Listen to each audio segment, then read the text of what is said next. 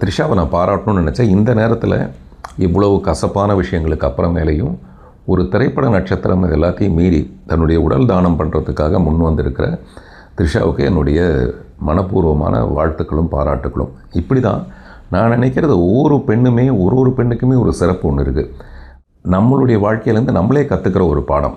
அப்படி என்னுடைய தவறுகளும் அந்த மாதிரி தான். ஒரு தவறுலேருந்து தான் கற்றுக்கணும். சமீபத்தில் ராஜா சார் வந்து ஒரு மேடை கச்சேரியில் எல்லோரும் கரெக்டாக பர்ஃபார்ம் பண்ணிட்டாங்க, அவர் மட்டும் பாடுறது 2 வரியை விட்டுட்டார்.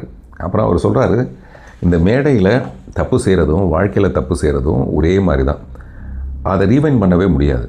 இப்போது சாங் ரெக்கார்டிங் அப்போ நம்ம ரிவைண்ட் பண்ணிடலாம், ரிவைண்ட் பண்ணி மறுபடியும் அந்த தவறெல்லாம் சரி பண்ணிக்கலாம். பட் ஒரு மேடை கச்சேரியில் ஒரு தப்பு நடந்து போச்சுன்னா அது சரி பண்ண முடியாது. வாழ்க்கையில் அந்த மாதிரி தான்.